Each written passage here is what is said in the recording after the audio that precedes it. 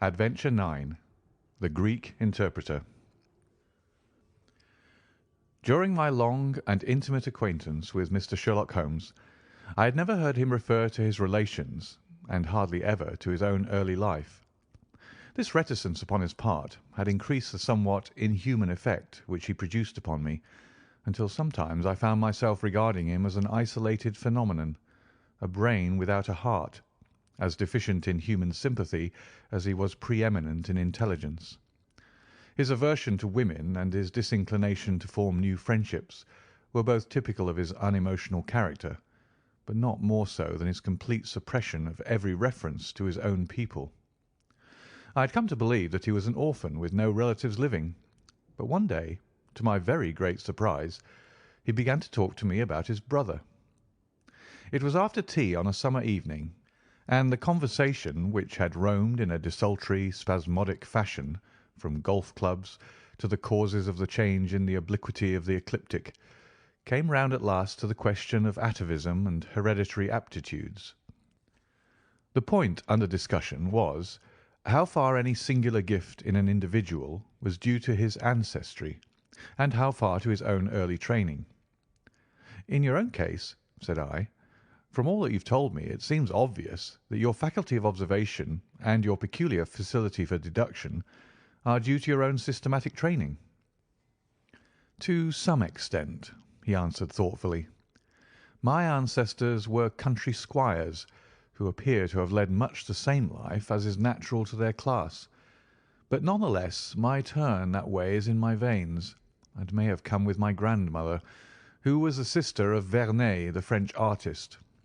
Art in the blood is liable to take the strangest forms." "But how do you know that it's hereditary?" "Because my brother Mycroft possesses it in a larger degree than I do." This was news to me indeed. If there were another man with such singular powers in England, how was it that neither police nor public had heard of him? I put the question, with a hint that it was my companion's modesty which made him acknowledge his brother as his superior. Holmes laughed at my suggestion. "My dear Watson," said he, "I cannot agree with those who rank modesty among the virtues. To the logician, all things should be seen exactly as they are, and to underestimate oneself is as much a departure from truth as to exaggerate one's own powers. When I say, therefore, that Mycroft has better powers of observation than I, you may take it that I am speaking the exact and literal truth." "Is he your junior?" 7 years my senior." "How comes it that he's unknown?" "Oh, he's very well known in his own circle." "Where, then?" "Well, in the Diogenes Club, for example." I had never heard of the institution, and my face must have proclaimed as much, for Sherlock Holmes pulled out his watch. "The Diogenes Club is the queerest club in London, and Mycroft one of the queerest men. He's always there from 5:15 to 8:20. It's 6 now, so if you care for a stroll this beautiful evening, I shall be very happy to introduce you to 2 curiosities." 5 minutes later we were in the street, walking towards Regent Circus. "You wonder," said my companion, "why it is that Mycroft does not use his powers for detective work. He is incapable of it." "But I thought you said—" "I said that he was my superior in observation and deduction. If the art of the detective began and ended in reasoning from an armchair, my brother would be the greatest criminal agent that ever lived. But he has no ambition and no energy. He will not even go out of his way to verify his own solutions, and would rather be considered wrong than take the trouble to prove himself right. Again and again I have taken a problem to him, and have received an explanation which has afterwards proved to be the correct one. And yet he was absolutely incapable of working out the practical points which must be gone into before a case could be laid before a judge or jury." "It is not his profession, then?" "By no means. What is to me a means of livelihood is to him the merest hobby of a dilettante. He has an extraordinary faculty for figures, and audits the books in some of the government departments. Mycroft lodges in Pall Mall, and he walks round the corner into Whitehall every morning and back every evening. From year's end to year's end he takes no other exercise and is seen nowhere else, except only in the Diogenes Club, which is just opposite his rooms. I cannot recall the name. Very likely not. There are many men in London, you know, who, some from shyness, some from misanthropy, have no wish for the company of their fellows, yet they are not averse to comfortable chairs and the latest periodicals. It is for the convenience of these that the Diogenes Club was started, and it now contains the most unsociable and unclubbable men in town. No member is permitted to take the least notice of any other one. Save in the strangers' room, no talking is, under any circumstances, allowed, and 3 offences, if brought to the notice of the committee, render the talker liable to expulsion. My brother was one of the founders, and I have myself found it a very soothing atmosphere. We had reached Pall Mall as we talked, and were walking down it from the St. James's end. Sherlock Holmes stopped at a door some little distance from the Carlton, and, cautioning me not to speak, he led the way into the hall. Through the glass panelling I caught a glimpse of a large and luxurious room, in which a considerable number of men were sitting about and reading papers, each in his own little nook. Holmes showed me into a small chamber which looked out into Pall Mall, and then, leaving me for a minute, he came back with a companion, whom I knew could only be his brother. Mycroft Holmes was a much larger and stouter man than Sherlock. His body was absolutely corpulent, but his face, though massive, had preserved something of the sharpness of expression which was so remarkable in that of his brother. His eyes, which were of a peculiarly light watery grey, seemed to have always retained that far-away introspective look which I had only observed in Sherlock's when he was exerting his full powers. "I am glad to meet you, sir," said he, putting out a broad, fat hand like the flipper of a seal. "I hear of Sherlock everywhere since you became his chronicler. By the way, Sherlock, I expected to see you round last week to consult me over that Manor House case. I thought you might be a little out of your depth." "No, I solved it," said my friend, smiling. "It was Adams, of course?" "Yes, it was Adams." "I was sure of it from the first." The two sat down together in the bow window of the club. "To anyone who wishes to study mankind, this is the spot," said Mycroft. "Look at the magnificent types. Look at those 2 men who are coming towards us, for example." "The billiard marker and the other?" "Precisely. What do you make of the other?" The 2 men had stopped opposite the window. Some chalk marks over the waistcoat pocket were the only signs of billiards which I could see in one of them. The other was a very small, dark fellow, with his hat pushed back and several packages under his arm. "An old soldier, I perceive," said Sherlock. "And very recently discharged," remarked the brother. "Served in India, I see." "And a non-commissioned officer." "Royal Artillery, I fancy," said Sherlock. "And a widower." "But with a child." "Children, my dear boy, children." "Come," said I, laughing, "this is a little too much." "Surely," answered Holmes, "it is not hard to say that a man with that bearing, expression of authority, and sun-baked skin is a soldier, is more than a private, and is not long from India." "That he has not left the service long is shown by his still wearing his ammunition boots, as they are called," observed Mycroft. "He had not the cavalry stride, yet he wore his hat on one side, as is shown by the lighter skin of that side of his brow. His weight is against his being a sapper. He's in the artillery." "Then, of course, his complete mourning shows that he has lost someone very dear. The fact that he is doing his own shopping looks as though it were his wife. He has been buying things for children, you perceive. There's a rattle, which shows that one of them is very young. The wife probably died in childbed. The fact that he has a picture book under his arm shows that there is another child to be thought of." I began to understand what my friend meant when he said that his brother possessed even keener faculties than he did himself. He glanced across at me and smiled. Mycroft took snuff from a tortoise-shell box and brushed away the wandering grains from his coat front with a large red silk handkerchief. "By the way, Sherlock," said he, "I have had something quite after your own heart. A most singular problem, submitted to my judgment. I really had not the energy to follow it up, save in a very incomplete fashion, but it gave me a basis for some pleasing speculation. If you would care to hear the facts—" "My dear Mycroft, I should be delighted." The brother scribbled a note upon a leaf of his pocket-book, and ringing the bell he handed it to the waiter. "I have asked Mr. Maylas to step across," said he. "He lodges on the floor above me, and I have some slight acquaintance with him, which led him to come to me in his perplexity. Mr. Maylas is a Greek by extraction, as I understand, and he is a remarkable linguist. He earns his living partly as interpreter in the law courts, and partly by acting as guide to any wealthy Orientals who may visit the Northumberland Avenue hotels. I think I will leave him to tell his very remarkable experience in his own fashion." A few minutes later we were joined by a short, stout man, whose olive face and coal black hair proclaimed his southern origin, though his speech was that of an educated Englishman.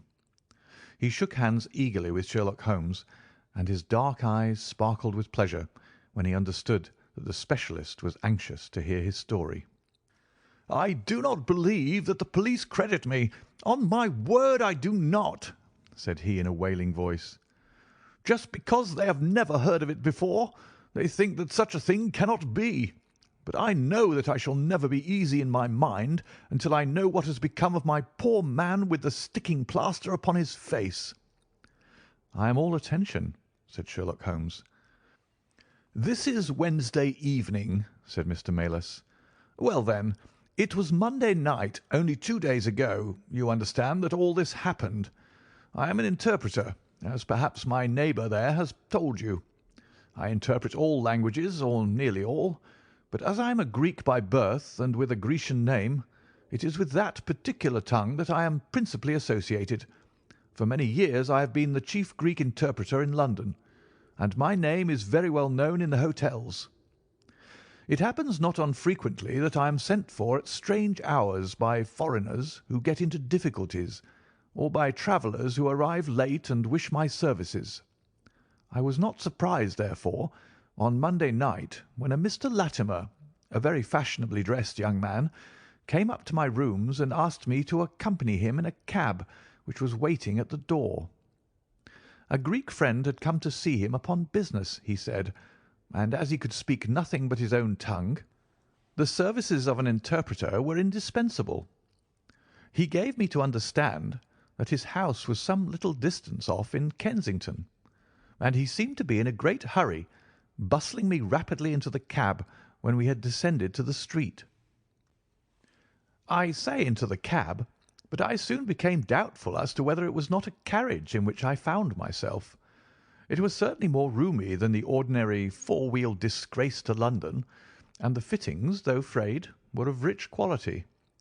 Mr. Latimer seated himself opposite to me, and we started off through Charing Cross and up the Shaftesbury Avenue. We had come out upon Oxford Street, and I had ventured some remark as to this being a roundabout way to Kensington, when my words were arrested by the extraordinary conduct of my companion. He began by drawing a most formidable-looking bludgeon loaded with lead from his pocket, and switching it backward and forward several times, as if to test its weight and strength.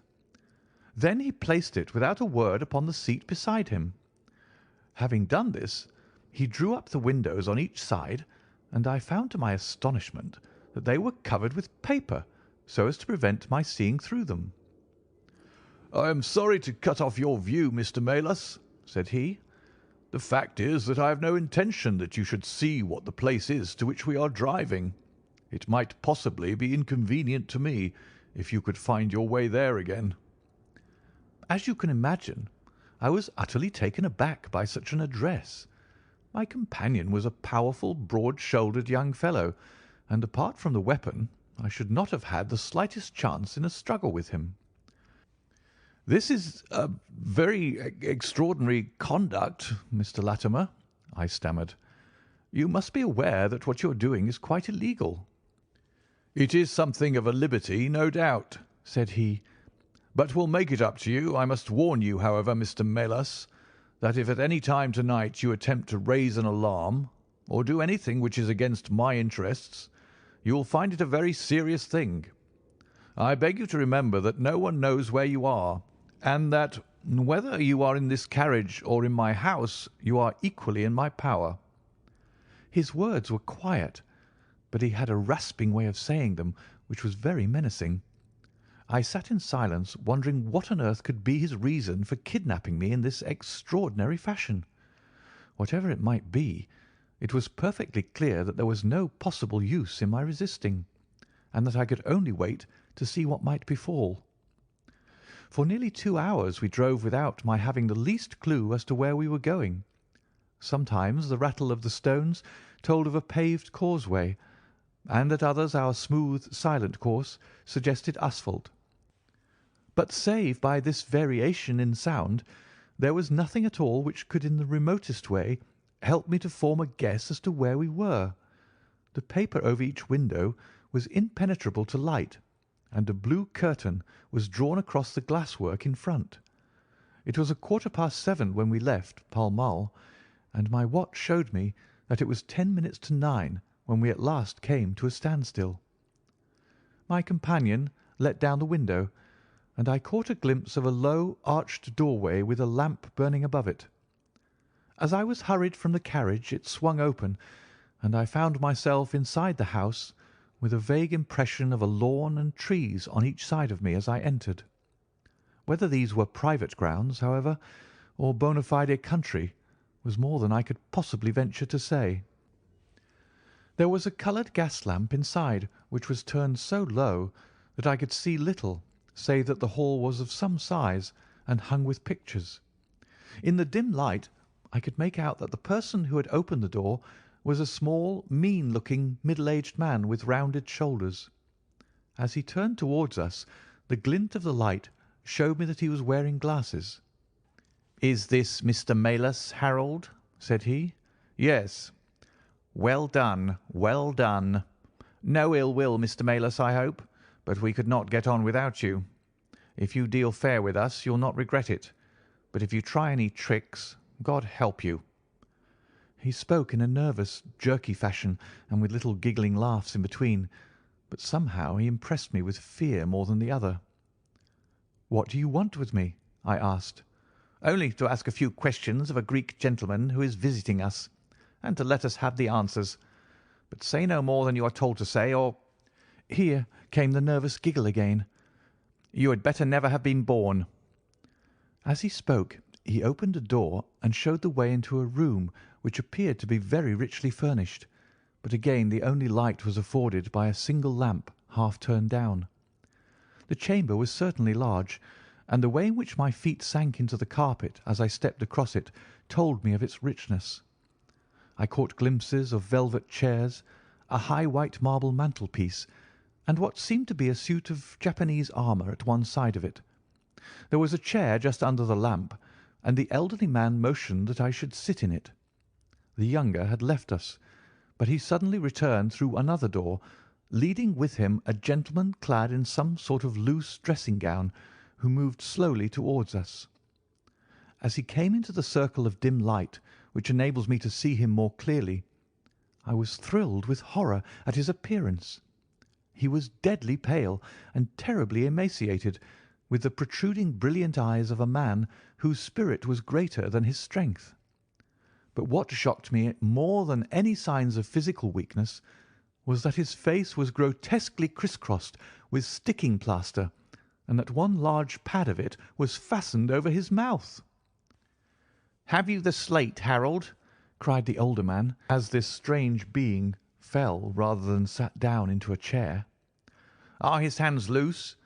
Now then, give him the pencil. You are to ask the questions, Mr. Melas, and he will write the answers. Ask him first of all whether he is prepared to sign the papers." The man's eyes flashed fire. "Never," he wrote in Greek upon the slate. "On no condition?" I asked at the bidding of our tyrant. "Only if I see her married in my presence by a Greek priest whom I know." The man giggled in his venomous way. "You know what awaits you, then?" "I care nothing for myself." These are samples of the questions and answers which made up our strange, half-spoken, half-written conversation. Again and again I had to ask him whether he would give in and sign the documents. Again and again I had the same indignant reply. But soon a happy thought came to me. I took to adding on little sentences of my own to each question, innocent ones at first, to test whether either of our companions knew anything of the matter. And then, as I found that they showed no signs, I played a more dangerous game. Our conversation ran something like this: "You can do no good by this obstinacy. Who are you?" "I care not. I am a stranger in London." "Your fate will be upon your own head. How long have you been here?" "Let it be so. 3 weeks."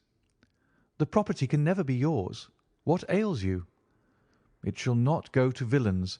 They are starving me." "You shall go free if you sign. What house is this?" "I will never sign. I do not know." "You are not doing her any service. What is your name?" "Let me hear her say so." "Cratides." "You shall see her if you sign. Where are you from?" "Then I shall never see her." "Athens." Another 5 minutes, Mr. Holmes, and I should have wormed out the whole story under their very noses. My very next question might have cleared the matter up, but at that instant the door opened and a woman stepped into the room. I could not see her clearly enough to know more than that she was tall and graceful, with black hair and clad in some sort of loose white gown. "Harold," said she, speaking English with a broken accent, "I could not stay away longer. It is so lonely up there with only, oh my God, it is Paul."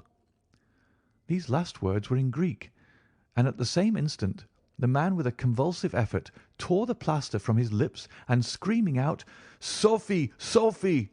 rushed into the woman's arms. Their embrace was but for an instant, however, for the younger man seized the woman and pushed her out of the room, while the elder easily overpowered his emaciated victim and dragged him away through the other door. For a moment I was left alone in the room, and I sprang to my feet with some vague idea that I might in some way get a clue to what this house was in which I found myself. Fortunately, however, I took no steps, for looking up I saw that the older man was standing in the doorway with his eyes fixed upon me. "That will do, Mr. Melas," said he. "You perceive that we have taken you into our confidence over some very private business. We should not have troubled you, only that our friend who speaks Greek, and who began these negotiations, has been forced to return to the East. It was quite necessary for us to find someone to take his place, and we were fortunate in hearing of your powers." I bowed.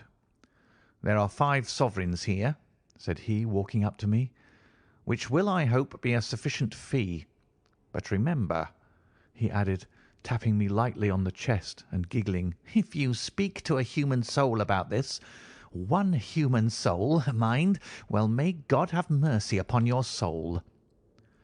I cannot tell you the loathing and horror with which this insignificant-looking man inspired me. I could see him better now as the lamplight shone upon him. His features were peaky and sallow, and his little pointed beard was thready and ill-nourished. He pushed his face forward as he spoke, and his lips and eyelids were continually twitching like a man with St. Vitus's dance. I could not help thinking that his strange, catchy little laugh was also a symptom of some nervous malady. The terror of his face lay in his eyes, however, steel grey and glistening coldly with a malignant, inexorable cruelty in their depths. "We shall know if you speak of this," said he. "We have our own means of information. Now you'll find the carriage waiting, and my friend will see you on your way." I was hurried through the hall and into the vehicle, again obtaining that momentary glimpse of trees and a garden. Mr. Latimer followed closely at my heels, and took his place opposite to me without a word. In silence we again drove for an interminable distance, with the windows raised, until at last, just after midnight, the carriage pulled up. "You will get down here, Mr. Melas," said my companion. "I am sorry to leave you so far from your house, but there is no alternative. Any attempt upon your part to follow the carriage can only end in injury to yourself." He opened the door as he spoke, and I had hardly time to spring out when the coachman lashed the horse and the carriage rattled away. I looked around me in astonishment. I was on some sort of heathy common, mottled over with dark clumps of furze bushes. Far away stretched a line of houses, with a light here and there in the upper windows. On the other side I saw the red signal lamps of a railway. The carriage which had brought me was already out of sight. I stood gazing round and wondering where on earth I might be, when I saw someone coming towards me in the darkness. As he came up to me, I made out that he was a railway porter. "Can you tell me what place this is?" I asked. "Wandsworth Common," said he. "Can I get a train into town?" "If you walk on a mile or so to Clapham Junction," said he, "you'll just be in time for the last Victoria." So that was the end of my adventure, Mr. Holmes. I do not know where I was, nor whom I spoke with, nor anything save what I have told you. But I know that there is foul play going on, and I want to help that unhappy man if I can. I told the whole story to Mr. Mycroft Holmes next morning, and subsequently to the police. We all sat in silence for some little time after listening to this extraordinary narrative. Then Sherlock looked across at his brother. "Any steps?" he asked. Mycroft picked up the Daily News, which was lying on the side table. "Anybody supplying any information to the whereabouts of a Greek gentleman named Paul Kratides from Athens, who is unable to speak English, will be rewarded. A similar reward paid to anyone giving information about a Greek lady whose first name is Sophie, X2473. That was in all the dailies. No answer." "How about the Greek legation?" "I have inquired. They know nothing." "A wire to the head of the Athens police, then?" "Sherlock has all the energy of the family," said Mycroft, turning to me. "Well, you take the case up by all means, and let me know if you do any good." "Certainly," answered my friend, rising from his chair. "I'll let you know, and Mr. Melas also. In the meantime, Mr. Melas, I should certainly be on my guard if I were you, for of course they must know through these advertisements that you have betrayed them." As we walked home together, Holmes stopped at a telegraph office and sent off several wires. "You see, Watson," he remarked, "our evening has been by no means wasted. Some of my most interesting cases have come to me in this way through Mycroft. The problem which we have just listened to, although it can admit of but one explanation, has still some distinguishing features. You have hopes of solving it? Well, knowing as much as we do, it will be singular indeed if we fail to discover the rest. You must yourself have formed some theory which will explain the facts to which we have listened?" "In a vague way, yes." "What was your idea, then?" "It seemed to me to be obvious that this Greek girl had been carried off by the young Englishman named Harold Latimer." "Carried off from where?" "Athens, perhaps." Sherlock Holmes shook his head. This young man could not talk a word of Greek. The lady could talk English fairly well. Inference, that she had been in England some little time, but he had not been in Greece. Well, then, we will presume that she had come on a visit to England, and that this Harold had persuaded her to fly with him. That is more probable. Then the brother, for that I fancy must be the relationship, comes over from Greece to interfere. He imprudently puts himself into the power of the young man and his older associate. They seize him and use violence towards him in order to make him sign some papers to make over the girl's fortune, of which he may be trustee, to them. This he refuses to do, In order to negotiate with him, they have to get an interpreter, and they pitch upon this Mr. Maylis, having used some other one before. The girl is not told of the arrival of her brother, and finds it out by the merest accident."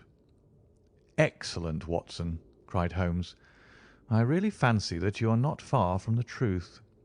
You see that we hold all the cards, and we have only to fear some sudden act of violence on their part. If they give us time, we must have them. But how can we find where this house lies?" "Well, if our conjecture is correct, and the girl's name is or was Sophie Catrides, we should have no difficulty in tracing her. That must be our main hope, for the brother is, of course, a complete stranger. It is clear that some time has elapsed since this Harold established these relations with the girl, some weeks, at any rate, since the brother in Greece has had time to hear of it and come across. If they have been living in the same place during this time, it is probable that we shall have some answer to Mycroft's advertisement." We had reached our house in Baker Street while we had been talking. Holmes ascended the stair first, and as he opened the door of our room he gave a start of surprise. Looking over his shoulder, I was equally astonished. His brother Mycroft was sitting smoking in the armchair. "Come in, Sherlock. Come in, sir," said he blandly, smiling at our surprised faces. "You don't expect such energy from me, do you, Sherlock? But somehow this case attracts me." "How did you get here?" "I passed you in a hansom." "There has been some new development?" "I had an answer to my advertisement." "Ah." "Yes, it came within a few minutes of your leaving." "And to what effect?" Mycroft Holmes took out a sheet of paper. "Here it is," said he, "written with a J pen on royal cream paper by a middle-aged man with a weak constitution. 'Sir,' he says, 'in answer to your advertisement of today's date, I beg to inform you that I know the young lady in question very well. If you should care to call upon me, I could give you some particulars as to her painful history. She is living at present at the Myrtles, Beckenham. Yours faithfully, J. Davenport.'" "He writes from Lower Brixton," said Mycroft Holmes. "Do you not think that we might drive to him now, Sherlock, and learn these particulars?" "My dear Mycroft, the brother's life is more valuable than the sister's story. I think we should call at Scotland Yard for Inspector Gregson and go straight out to Beckenham. We know that a man is being done to death, and every hour may be vital." "Better pick up Mr. Maylis on our way," I suggested. "We may need an interpreter." "Excellent," said Sherlock Holmes. "Send the boy for a four-wheeler, and we shall be off at once." He opened the table drawer as he spoke, and I noticed that he slipped his revolver into his pocket. "Yes," said he in answer to my glance, "I should say from what we have heard that we are dealing with a particularly dangerous gang." It was almost dark before we found ourselves in Pall Mall at the rooms of Mr. Maylis. A gentleman had just called for him, and he was gone. "Can you tell me where?" asked Mycroft Holmes. "I don't know, sir," answered the woman who had opened the door. "I only know that he drove away with a gentleman in a carriage." "Did the gentleman give a name?" "No, sir." "He wasn't a tall, handsome, dark young man?" "Oh, no, sir. He was a little gentleman with glasses, thin in the face, but very pleasant in his ways, for he was laughing all the time that he was talking." "Come along," cried Sherlock Holmes abruptly. "This grows serious," he observed as we drove to Scotland Yard. "These men have got hold of Maylis again. He is a man of no physical courage, as they are well aware from their experience the other night. This villain was able to terrorise him the instant that he got into his presence. No doubt they want his professional services, but having used him, they may be inclined to punish him for what they will regard as his treachery. Our hope was that by taking the train we might get to Beckenham as soon or sooner than the carriage. On reaching Scotland Yard, however, it was more than an hour before we could get Inspector Gregson and comply with the legal formalities which would enable us to enter the house. It was 9:45 before we reached London Bridge, and past before the four of us alighted on the Beckenham platform. A drive of half a mile brought us to the Myrtles. a large, dark house standing back from the road in its own grounds. Here we dismissed our cab and made our way up the drive together. "The windows are all dark," remarked the inspector. "The house seems deserted." "Our birds are flown and the nest empty," said Holmes. "Why do you say so?" "A carriage heavily loaded with luggage has passed out during the last hour." The inspector laughed. "I saw the wheel tracks in the light of the gate lamp. But where does the luggage come in?" "You may have observed the same wheel tracks going the other way, but the outward bound ones were very much deeper, so much so that we can say for a certainty that there was a very considerable weight on the carriage." "You get a trifle beyond me there," said the inspector, shrugging his shoulder. "It will not be an easy door to force, but we will try if we cannot make someone hear us." He hammered loudly at the knocker and pulled at the bell, but without any success. Holmes had slipped away, but he came back in a few minutes. "I have a window open," said he.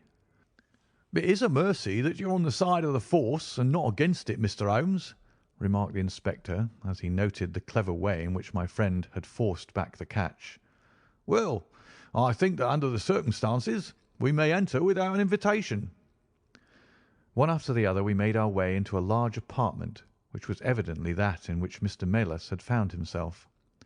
The inspector had lit his lantern, and by its light we could see the two doors, the curtain, the lamp, and the suit of Japanese mail as he had described them. On the table lay two glasses, an empty brandy bottle, and the remains of a meal. "What is that?" asked Holmes suddenly. We all stood still and listened. A low moaning sound was coming from somewhere over our heads. Holmes rushed to the door and out into the hall. The dismal noise came from upstairs. He dashed up, the inspector and I at his heels, while his brother Mycroft followed as quickly as his great bulk would permit.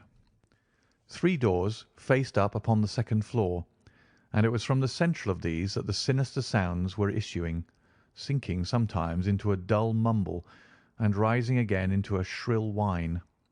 It was locked, but the key had been left on the outside. Holmes flung open the door and rushed in, but he was out again in an instant with his hand to his throat. "It's charcoal," he cried. "Give it time. It'll clear." Peering in, we could see that the only light in the room came from a dull blue flame which flickered from a small brass tripod in the centre. It threw a livid, unnatural circle upon the floor, while in the shadows beyond we saw the vague loom of 2 figures which crouched against the wall. From the open door there reeked a horrible poisonous exhalation which set us gasping and coughing. Holmes rushed to the top of the stairs to draw in the fresh air, and then, dashing into the room, he threw up the window and hurled the brazen tripod out into the garden. "We can enter in a minute," he gasped, darting out again. "Where is a candle? I doubt if we could strike a match in that atmosphere. Hold the light at the door, and we shall get them out, Mycroft. Now!" With a rush we got to the poisoned men and dragged them out into the well-lit hall. Both of them were blue-lipped and insensible, with swollen, congested faces and protruding eyes. Indeed, so distorted were their features that, save for his black beard and stout figure, we might have failed to recognize in one of them the Greek interpreter who had parted from us only a few hours before at the Diogenes Club. His hands and feet were securely strapped together, and he bore over one eye the marks of a violent blow. The other, who was secured in a similar fashion, was a tall man in the last stage of emaciation, with several strips of sticking plaster arranged in a grotesque pattern over his face. He had ceased to moan as we laid him down, and a glance showed me that for him at least our aid had come too late. Mr. Melas, however, still lived, and in less than an hour, with the aid of ammonia and brandy, I had the satisfaction of seeing him open his eyes and of knowing that my hand had drawn him back from that dark valley in which all paths meet. It was a simple story which we had to tell, and one which did not but confirm our own deductions. His visitor, on entering his rooms, had drawn a life-preserver from his sleeve, and had so impressed him with the fear of instant and inevitable death that he had kidnapped him for the second time. Indeed, it was almost mesmeric, the effect which this giggling ruffian had produced upon the unfortunate linguist, for he could not speak of him save with trembling hands and a blanched cheek. He had been taken swiftly to Beckenham, and had acted as interpreter in a second interview, even more dramatic than the first, in which the two Englishmen had menaced their prisoner with instant death if he did not comply with their demands. Finally, finding him proof against every threat, they had hurled him back into his prison, and after reproaching Melas with his treachery, which appeared from the newspaper advertisement, they had stunned him with a blow from a stick, and he remembered nothing more until he found us bending over him. And this was the singular case of the Grecian interpreter, the explanation of which is still involved in some mystery. We were able to find out, by communicating with the gentleman who had answered the advertisement, that the unfortunate young lady came of a wealthy Grecian family, and that she had been on a visit to some friends in England. While there, she had met a young man named Harold Latimer, who had acquired an ascendancy over her and had eventually persuaded her to fly with him. Her friends, shocked at the event, had contented themselves with informing her brother at Athens, and had then washed their hands of the matter. The brother, on his arrival in England, had imprudently placed himself in the power of Latimer and of his associate, whose name was Wilson Kemp, a man of the foulest antecedents.